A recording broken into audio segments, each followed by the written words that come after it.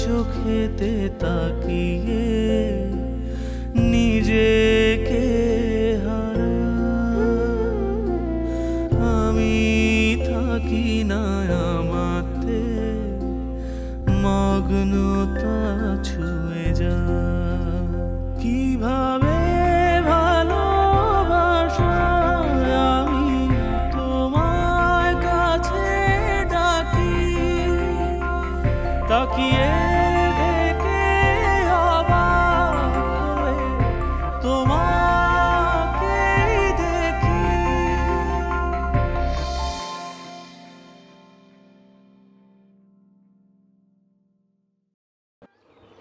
লোকটা কে?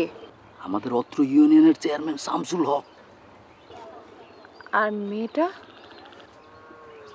রবিশঙ্করের মেয়ে ভগবতী। ভগবতী? হ্যাঁ ভগবতী। না না, আমি এই কথা বিশ্বাস করি না আলী ভাই। ভগবতী এরকম মেয়েই না। ভগবতী এরকমই মেয়ে। আব্দুল আলী চৌকিদার যাহা বলে সত্য জানিয়া বলে। ঘটনা ফ্যাক্ট, কেস ইজ সিরিয়াস। অবশ্যই বলবি, and of course you telling. Shamsu chairman যখন তখন হোয়েন অ্যান্ড দেন তার বাড়িতে যাতায়াত করতে পারে না, বিকজ অফ তার বাড়িতে যৌবতী কন্যা ইয়ং ডটার একা থাকে, অ্যালোন।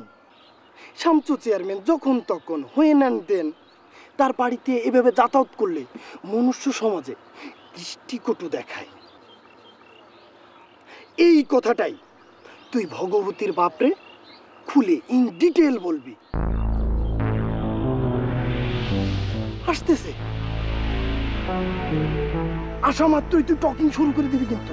হ্যাঁ, আমি এই যে আউটসাইড অফ দ্য গর্ত গর্ত।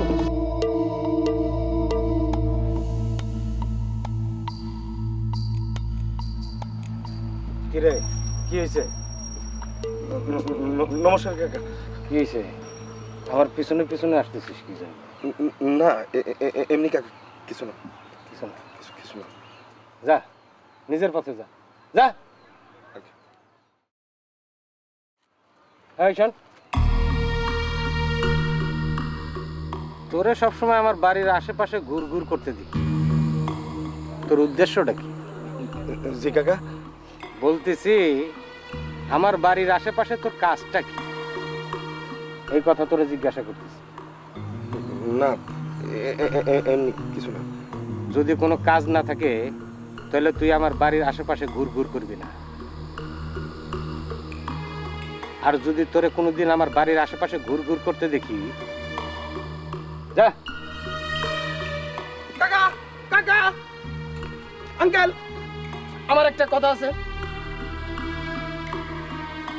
Uncle, just one speech.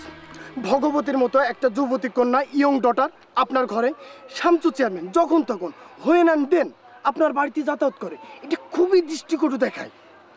কারণ আপনি সবসময় বাড়িতে থাকেন না, out of side of the বাড়ি। সো আমার বক্তব্য, my speech is very short.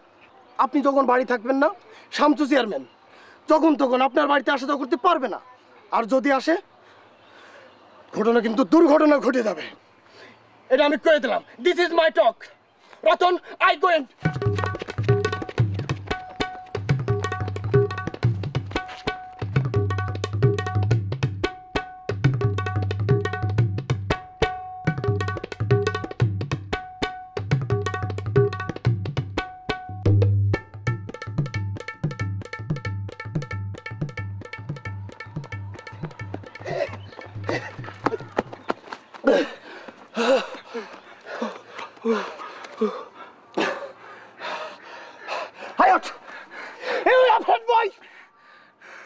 তুই সাহস নিয়ে কথা বলতে পারিস রে?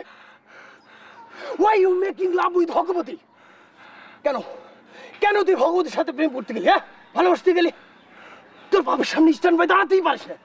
স্টুপিড কোথাকার।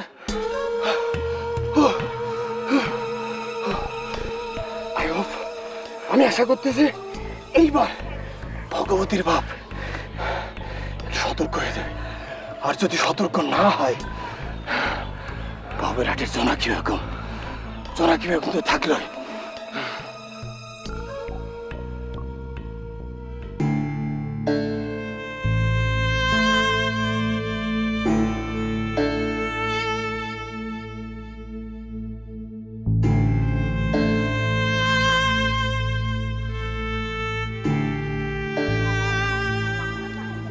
লাগতেছে না রহমত, চলো বাড়ি ফিরে নাই। বাজারে যাবেন না?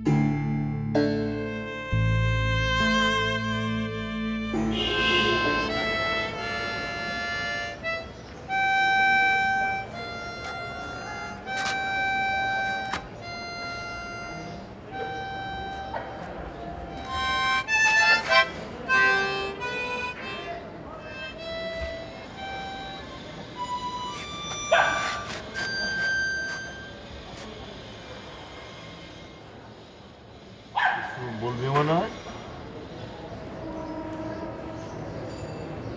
এই আমি তো বুঝছি তুই কিছু বলতে চাস।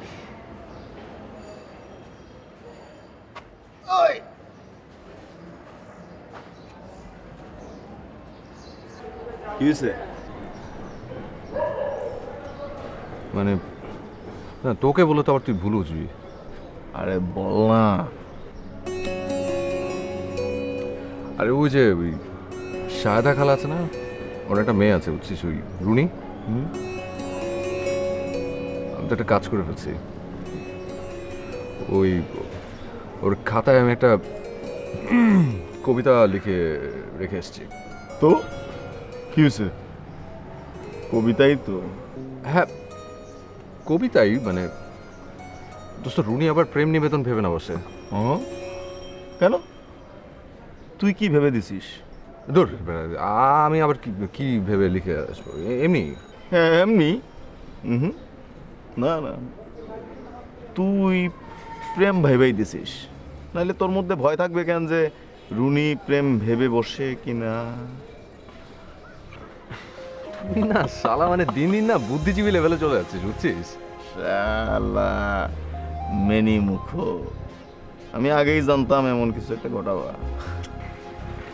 সেদিন বুঝছিস ওই রুনি যখন সামনে ছিল না, তখন যে কি যেন একটা হয়ে গেল বুঝছিস, দাম করে কাজটা করে ফেললাম ফালতু। মেয়ে মানুষের আশেপাশে থাকা যাবে না শুধু।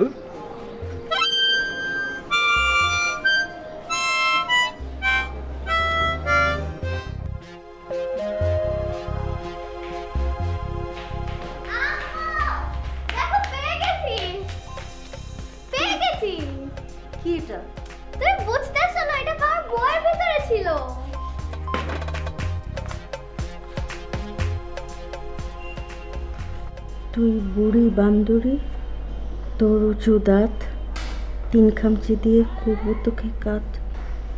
এই ছড়াপুরে যদি না হাসিস, তবে যেখানে আছিস সেখানে বসে পড়িস। কে লিখেছে এটা? মনে হয় তুষার ভাইয়া। যাও এখান থেকে।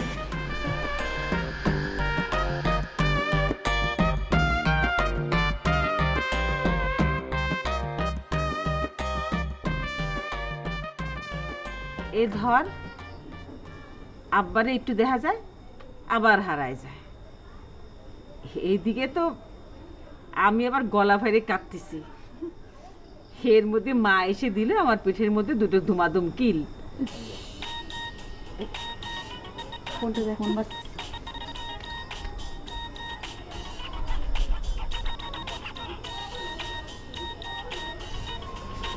কিরা রে? খালা।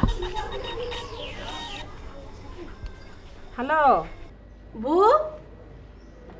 হ্যাঁ শুনতে পাচ্ছ তো? হ্যাঁ শাহেদা বল। বু, একটা কথা বলি। তুষার তো তোমার ছেলে, আমারও তো ছেলে, তাই না? ও মা, এটা আবার বলতে হয়? না, ওকে আমি বকা দিলে তুমি আবার কিছু মনে করবে না তো? আরে মনে করার কি আছে? মা ছেলের বক পিসিটা আবার কারো অনুমতি নেওয়া লাগে নাকি? কিন্তু হয়েছেটা কি সেটা কবি তো আমার। না তেমন কিছু না, হয়েছে কি ওই তুষার কি সব আজে বাজে কবিতা লিখে ওই রুনির বইয়ের ভিতরে লিখে রেখে গেছে। কবিতাটা আবার ওই একটু ধরনের, বুঝতে পারছো তো বউ? হ্যাঁ বুঝছি।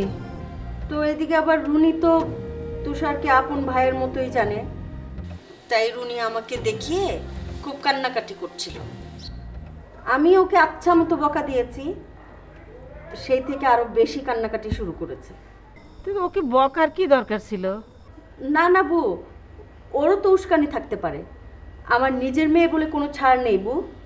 তাছাড়া ভাবলাম রুনি যখন কান্নাকাটি করছে তুষারকে একটু বকে দিলে রুনি একটু সান্ত্বনা পাবে আর তুষারও একটু সাবধান হবে। হ্যাঁ তাই তো, সাবধান তো করেই দেওয়া দরকার। তাছাড়া বউ, তুষারের কি এই সময় এসব মানায়?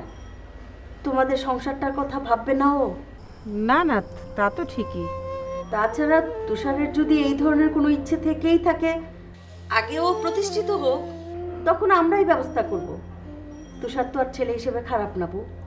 শাহেদা, এটা আসলে আমাকে তো না জানানোই ভালো ছিল। আরে মা ছেলেকে বকবি, সেটার জন্য আবার কারো অনুমতি লাগে নাকি? না গো বউ, তুমি যদি আবার কিছু মনে করো।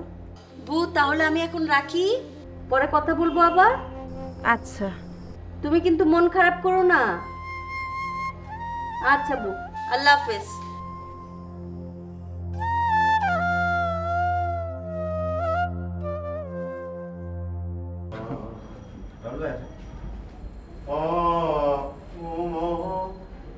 এই বেদান্তায় মুলারের সদস্থলে মণিপুরের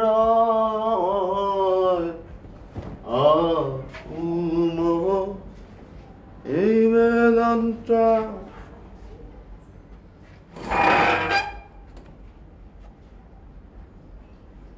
এই এই দেখা তো মনে হইতেছে তুই ওই ফাঁসির কাজটা ঝুলতে যাইতেছস। তো ব্যাপারটা তো ওইরকমই। তুই শুধু একবার ভাব দোস্ত, আমার মা যদি জানতে পারে কিরকম শকটা হবে। কেন কেন যে এই পাগলামিটা করতে গেলাম? ধর। আচ্ছা তুই বলবি যে তুই ওইটা ভাইবা দেশ নাই? ওটা বললে কি হবে? তারা তো অন্য কিছু ভেবে বসে আছে, তাহলে ডাকতো। আচ্ছা তারা তো অন্য কোনো কারণেও তোরে ডাকতে পারে। আরে এই রুনি মেয়েটা, এই মেয়েটাই বা কিরকম তুই চিন্তা কর। মাকে দেখে বসে আছে, ফালতু দেমাগ। এসব দেমাগ দেখার টাইম আছে আমার?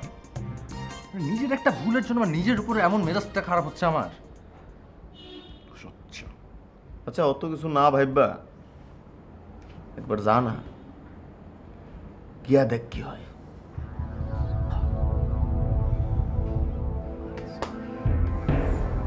দোয়া কর, দোয়া কর, দোয়া কর। জীবন মরণ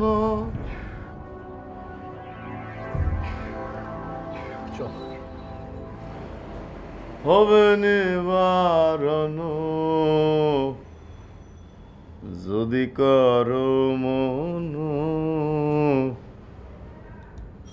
মরণ সাধনা। ছোটবেলা থেকেই তোকে আমি কোলে পিঠে করে মানুষ করেছি। সারাদিন তোকে নিয়ে টোটো করে ঘুরতাম। শুধু তোর যখন খাওয়ার সময় হতো তোর মা আমাকে খুঁজে বের করত।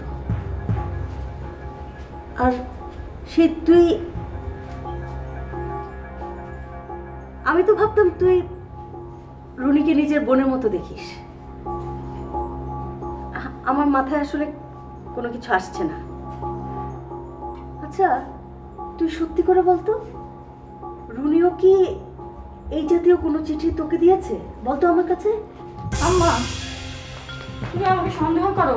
তুমি জানো না আমি এই ধরনের ছ্যাবলামা একদম পছন্দ করি না। তোকে আসতে বললো কে এখানে? যা।